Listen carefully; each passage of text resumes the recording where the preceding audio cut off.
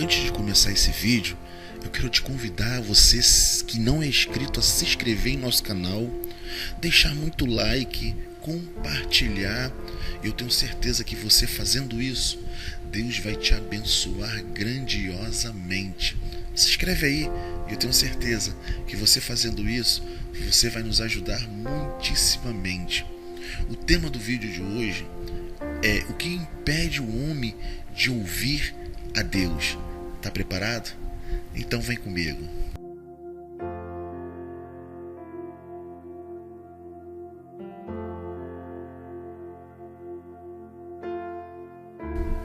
Quando as pessoas não conseguem ouvir umas às outras, o resultado são conflitos interpessoais que afetam o relacionamento entre todas as esferas, marido e mulher, pais e filhos, irmãos, amigos e etc. Sem a disposição de ouvir um aos outros, os relacionamentos se fragilizam e tendem a ser destruídos. Mas e quando o homem não ouve a Deus? Pensando nisso, resolvi escrever e fazer esse vídeo um pouco a respeito do que impede o homem de ouvir a voz de Deus. E destaquei umas coisas que vamos tratar agora aqui neste vídeo. Número 1. A primeira coisa que nos impede do homem ouvir a Deus é o pecado. O profeta Isaías, tomado pelo Espírito do Senhor, exortava o povo e lhe confrontava. Mas as vossas iniquidades fazem a separação entre vós e o vosso Deus, e os vossos pecados encobrem o seu rosto de vós, para que vos não ouçam. Não há possibilidade alguma de que o homem possa ouvir a Deus e Deus possa ouvir ao homem, quando ele vive em pecado e no meio do pecado. O homem que vive em pecado vive completamente fora daquilo que Deus o criou. O pecado produz o rompimento entre Deus e o homem, e isso remota os dias de Adão.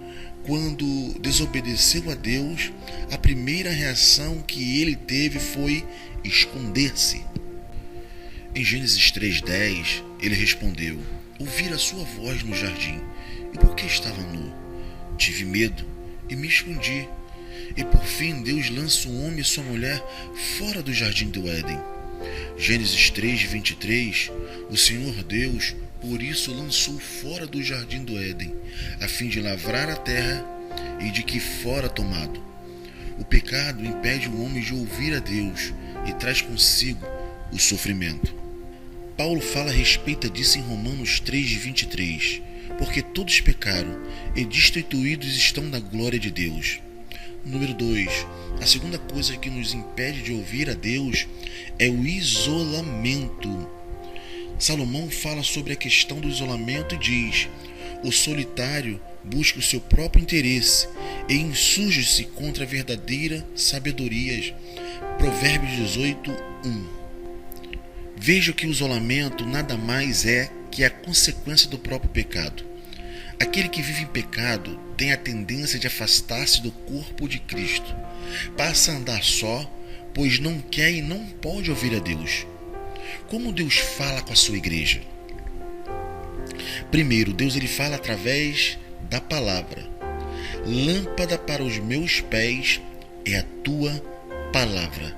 Salmo 119, 105. Através do Espírito Santo. Espírito de verdade, vos que guiará a toda verdade. João 16, 13. E através da igreja, o corpo de Cristo edifica o corpo de Cristo. Efésios 4, 15 a 16. Quem se isola não tem disposição de ouvir. Esse quer ouvir apenas o que o seu próprio coração está falando. Não há manifestação da presença de Deus na vida do homem solitário. Número 3. A terceira coisa que nos impede de ouvir a Deus são os cuidados desse mundo. Jesus traz a palavra do semeador e por algumas vezes faz menção a respeito da semente que cai entre os espinhos. O que foi semeado entre os espinhos é o que ouve a palavra, Porém, os cuidados do mundo é a fascinação das riquezas que sufocam a palavra e fica infrutífera. Mateus 13, 22. Jesus chama a atenção para duas coisas: os cuidados do mundo e a fascinação das riquezas. Jesus sabia perfeitamente o dano que poderia ser produzido no coração do homem caso ele tirasse os seus olhos do Senhor. Em Mateus 6, Jesus mais uma vez chama a atenção dizendo: Por isso vos digo, não andeis ansioso pelas vossas vidas, quando ao que haveis de comer ou de beber, nem pelo vosso corpo, quanto ao de haveis de vestir. Não é a vida mais do que o alimento, e o corpo mais do que as vestes. E Jesus continua ensinando: Porquanto não vos inquietais dizendo: que comeremos, o que beberemos, ou que nos vestiremos? Porque os gentios é que nos procuram todas essas coisas, pois o vosso Pai Celeste sabe que necessitais de todas elas. Buscai, pois, em primeiro lugar o seu reino e a sua justiça, e todas essas coisas vos serão acrescentadas. Portanto, não vos inquieteis com o dia de amanhã, pois o amanhã tirará os seus cuidados. Basta o dia do seu próprio mal. Mateus 6, 31 ao 34. João fala claramente a respeito disso quando diz que não devemos amar o mundo. Não ameis o mundo e nem outras coisas que há no mundo.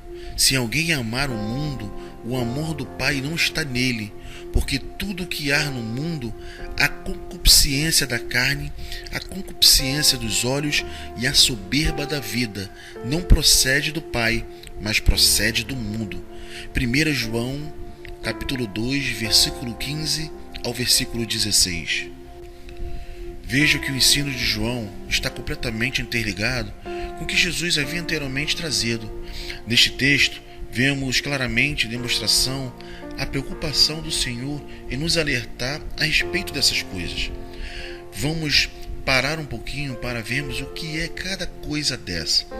Primeiro, concupiscência da carne, anseio pelos prazeres sexuais, desejo sexual exagerado, aspiração por satisfação sexual.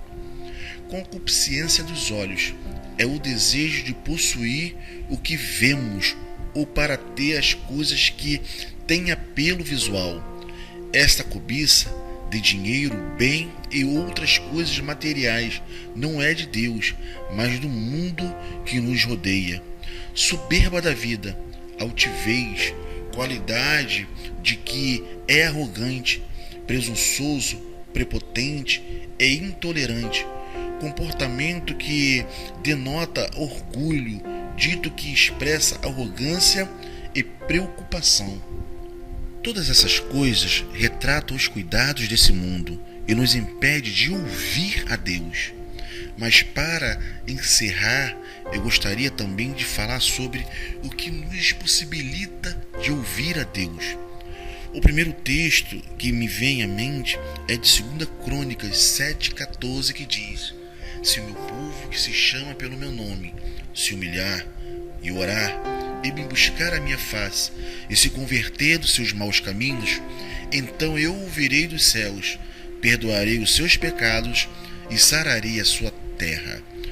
Neste texto, o Senhor dá ao seu povo a direção para restabelecer a comunhão que outrora havia se perdido. As recomendações dadas por Deus ao seu povo foi: primeiro, a humilhação. Nós podemos encontrar na palavra uma série de textos que falam a respeito da humilhação e do que ela produz no coração do nosso bondoso Pai. Podemos relacionar algum desses textos, a começar por Jesus no Sermão do Monte. Ele vai dizer: bem-aventurados os humildes de espírito, porque deles é o reino dos céus. Mateus 5,3. O que seria humilde? Completa ausência de orgulho pessoal, completa de ausência de segurança própria e autodependência. A consciência de que nada representamos diante de Deus é a plena consciência da vossa própria nulidade diante do Pai. O humilde de espírito é aquele que vai diante de Deus sem direito, sem arrogância, sem argumento e sem defesa. Posso também relatar o rei Davi, o homem segundo o coração de Deus, que diz: gloria-se no Senhor a minha alma, e os humildes o ouvirão e se alegrarão. Salmo 34, 2. Logo mais adiante, nesse mesmo salmo, Davi fala: clamou este aflito, e o Senhor o ouviu, e o livrou de todas as tuas tribulações. Salmo 34, 6. O salmista ainda fala: sacrifícios agradáveis a Deus são o espírito quebrantado, o coração compungido, e o contrito não desprezará, ó Deus. Salmo 51, 17. A parte B desse vídeo vai dizer a oração e busca. A vida de oração e comunhão com o Pai é imprescindível para aguçarmos os nossos ouvidos e adestrá-los a escutar o nosso Deus. Quanto mais relacionarmos com o Senhor, tanto mais nós parecemos com Ele. É como dois amigos que são tão próximos um dos outros que acabam adquirindo características pessoais mútuas. Muitas vezes falam da mesma forma e têm a mesma reações, etc. Deus leva em conta o desejo íntimo do nosso coração. Ele deseja esse relacionamento. Em Jeremias 29, 12 e 14, na parte A, vai dizer: então me invoquei, passarei a orar a mim, e eu a vós ouvirei. Buscar-me-eis e me achareis, quando me buscardes de todo o vosso coração. Serei achado de vós, diz o Senhor. A oração é parte fundamental para que nós podemos ouvir a voz de Deus. A parte C vai dizer sobre o arrependimento. Deus não se relaciona com pessoas obstinadas. O arrependimento importa em mudanças de atitude. É uma postura proativa com Deus. É algo que não depende só do Pai, mas depende de cada um de nós individualmente. Não posso me arrepender pelo meu irmão. Mais uma vez cito o texto de Isaías, que é fundamental para entendermos a necessidade do arrependimento. Mas a vossa iniquidade faz a separação entre vós e o vosso Deus, e os vossos pecados encobrem o seu rosto de vós, para que não vos ouça. Isaías 59, 2. A restauração da comunhão passa obrigatoriamente pelo arrependimento, pela mudança de mente e pela mudança de atitude. O Senhor deseja ver em nós a sinceridade, a inteireza do coração, para que se manifeste a nós, que se deixe achar e que ouça o nosso clamor, e sobretudo para que possamos ouvi-lo. Que Ele nos ajude e conduza em nossa caminhada rumo ao alvo da soberana vocação, lembrando que estamos em uma caminhada em que necessitamos um dia de buscá-lo e seguir em direção a Jesus. Em Efésios vai dizer: até que todos chegamos à unidade da fé e do pleno conhecimento do Filho de Deus, a perfeita varonidade é a medida da estatura da plenitude de Cristo. Efésios capítulo 4, versículo 13.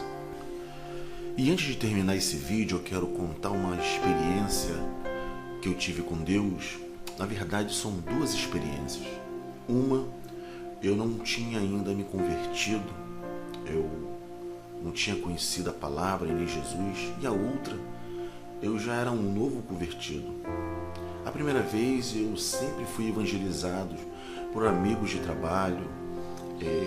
Eu lembro que uma certa vez o meu primo, ele começou a falar de Jesus para mim e aquilo me encantou.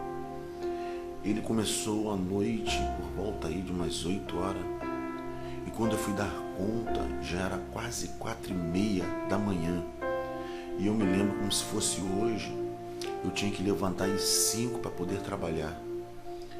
E quando eu fui ver a hora, eu falei, primo, eu tenho que levantar daqui a pouco, já são 4h30, 5 horas, ou seja, eu tinha meia hora para descansar. E ele levou a noite toda me evangelizando, falando de Jesus, e aquilo mexeu comigo, me encantou. Parece que eu estava paralisado em ouvir falar da palavra de Deus. Aquilo me encantou. E eu confesso que quando eu percebi que já era 4h30, eu falei para ele, não, que eu tenho que dormir rápido, tenho só meia hora para tirar um cochilo. Ou na verdade, isso não aconteceu. Quando eu me virei para dormir, meu primo também, a gente dormiu na sala, eu lembro como se fosse hoje. Ele dormiu no sofá e eu dormi no chão. Eu me virei para a parede da sala e ali eu fiquei com aquela voz do meu primo, falando de Jesus, falando das maravilhas que o Senhor ele tinha feito, né, através dos homens da Bíblia, contando relatos da Bíblia, me evangelizando, e aquilo foi maravilhoso. E eu lembro com aquilo na minha cabeça, eu fui fazer uma prova com Deus. Eu fui tentar ver se Deus existia mesmo. E eu lembro que eu virado para a parede, com a luz apagada, com aquelas palavras na minha mente de quem era Jesus. E eu fui perguntar para Jesus. Eu lembro que foi em pensamento.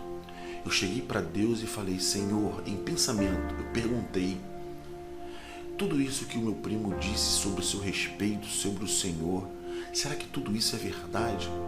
E eu lembro que eu fiz essa pergunta. Eu perguntei para Deus em pensamento, Senhor, será que tu existe mesmo?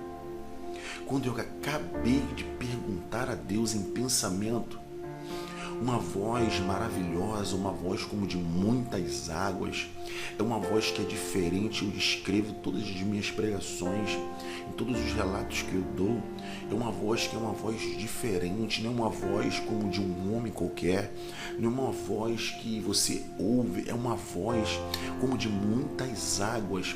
Quando ele me respondeu, mas é claro que eu existo, eu dei um pulo do chão ali onde eu estava dormindo, acendi a luz e ali eu balancei. Meu primo disse, primo, Deus falou comigo, o Senhor falou comigo, Deus existe mesmo, Deus ele é poderoso, é tudo isso mesmo que você falou.